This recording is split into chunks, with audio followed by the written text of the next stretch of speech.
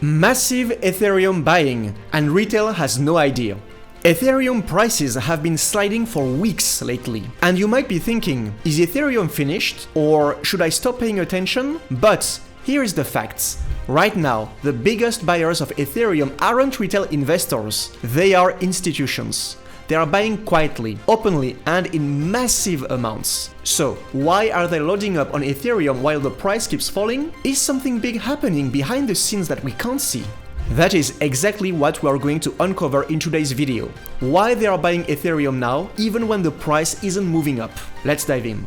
Even right now, Ethereum is quietly flowing in one direction, up into the hands of corporations. They are buying it up under the radar, and retail investors don't even notice. Take this. Not long ago, a company called Ether Machine bought 150,000 Ethereum in a single shot. Today, they are sitting on 500,000 ETH. For a single company, that is massive. And then, there is another company, Sharplink Gaming. Sounds like a gaming company, but it's not anymore. They recently purchased another 56,000 Ethereum, bringing their total stash to around 790,000, which is worth over $2 billion. Put those two together, and we are talking 1.29 million ETH. With only about 14 million left circulating on exchanges, these two alone already control close to 10% of the market. And here's the kicker. There are more than 30 other companies doing the same thing right now. So, what do they all have in common? They buy, they hold, and they don't sell. Why? That's what I'm going to show you next. The reason is simple. Ethereum pays you just for holding it. These companies buy ETH, stake it right away, and start earning automatic monthly rewards. And the yields are much higher than bank interests. And it is 100% legal. This is fully legitimate passive income. Here's the key. Once Ethereum is stacked, it's off the market. It is not just stored, it is effectively locked away, which means less Ethereum is available to buy.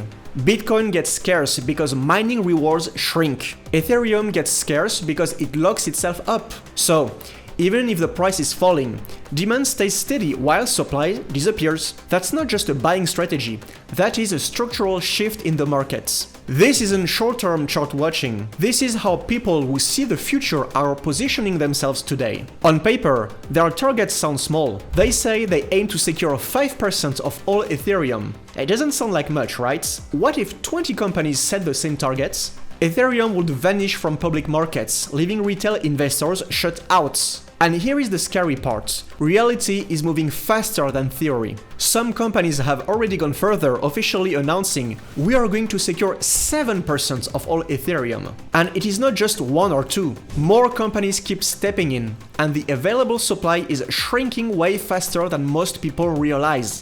While we duck down and sit there, staring at the price, they are sweeping up what's left. Let me say this again, institutional accumulation is happening much faster than you think. Strange, isn't it? Ethereum's price keeps dropping. The news is silence, the hype is gone. And most people are thinking the same thing. Nothing to see right now. I will check back when the price goes up. But here's the irony. This is exactly when institutions are buying, and they are buying big.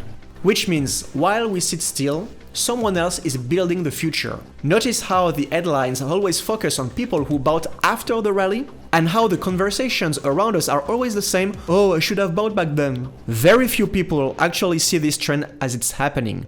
But you, watching this, are one of the lucky few. But here's the real question.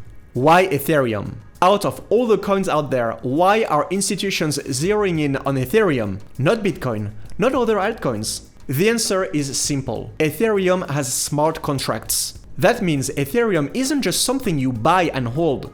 It earns yield through staking, and it powers almost everything in blockchains. DeFi, NFTs, gaming, infrastructures, tokenization, even on-chain finance. Think of it this way. The internet runs on TCP/IP. Web3 runs on Ethereum. It is not just a coin, it's a stake in a network that actually generates returns. And the ecosystem is already moving. JP Morgan, Nasdaq, BlackRock, they are all testing systems built directly on Ethereum.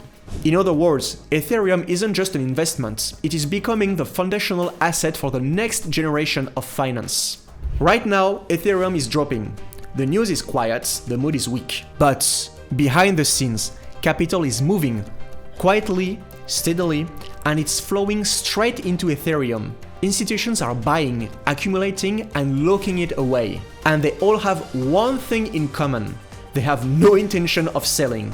They are not chasing short-term gains, they are securing stake, positioning themselves on top of the Ethereum system. Now, the choice is ours. Knowing this, do we just sit back and watch, or do we seize the last chance to ride it? Because, as always, by the time the headlines hit, the price spikes and everyone starts paying attention, it's already too late. It is these quiet moments right now when real action can be taken. If you found this video helpful, don't forget to like, subscribe and turn on notifications, and I will see you in the next one.